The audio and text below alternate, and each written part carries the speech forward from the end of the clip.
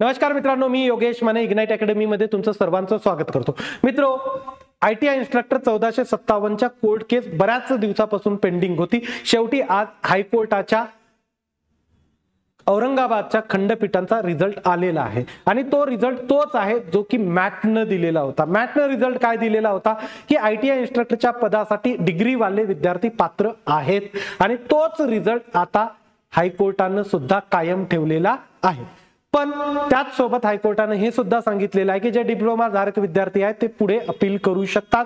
त्यामुळे तुम्हाला जे अपॉइंटमेंट लेटर मिळणार आहे ते कंडिशनल अपॉइंटमेंट लेटर असणार आहे। कंडिशनल अपॉइंटमेंट लेटर म्हणजे काय, तर या पुढच्या न्यायालयाचा जो काही रिझल्ट असेल त्या रिझल्टच्या अधीन राहून हे तुम्हाला अपॉइंटमेंट लेटर मिळणार आहेत। म्हणजे त्या न्यायालयाचा रिझल्टचा इफेक्ट याही अपॉइंटमेंट लेटरवर होईल। हा त्या कंडिशनल अपॉइंटमेंट लेटरचा मीनिंग आहे। बऱ्याच जणांना कन्फ्युजन होतं, ते कन्फ्युजन दूर झालं। याच्या अगोदरचा सुद्धा काय होतं की केस बरीच लांबत गेली, राईट। कारण ही डेट ती डेट करत करत करत आता भरपूर केस लांबलेली आहे आणि शेवटी रिझल्ट आलेला आहे।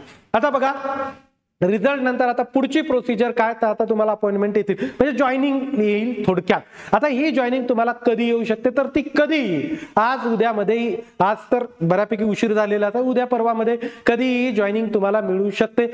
जॉईनिंग मिळाल्यानंतर तुम्हाला काही कालावधी जॉईन करायला मिळतो, अराउंड 1 महिन्याचा कालावधी असतो। त्या 1 महिन्याच्या कालावधीमध्ये तुम्हाला जॉईन करायचं असतं। कारण आता बराच डिले झाल्यामुळे विद्यार्थी आता लगभग वाटच पाहत होते की रिझल्ट कधी येईल आणि रिझल्ट लागल्यानंतर लगेच आपण जॉईन सुद्धा करू, राईट। तर शेवटी हा इथं हायकोर्टाचं आलं, आता कुठला स्टे वगैरे नाही आहे, तुम्हाला अपॉइंटमेंट लेटर मिळू शकतात, ते तुम्हाला मेलद्वारे मिळतील।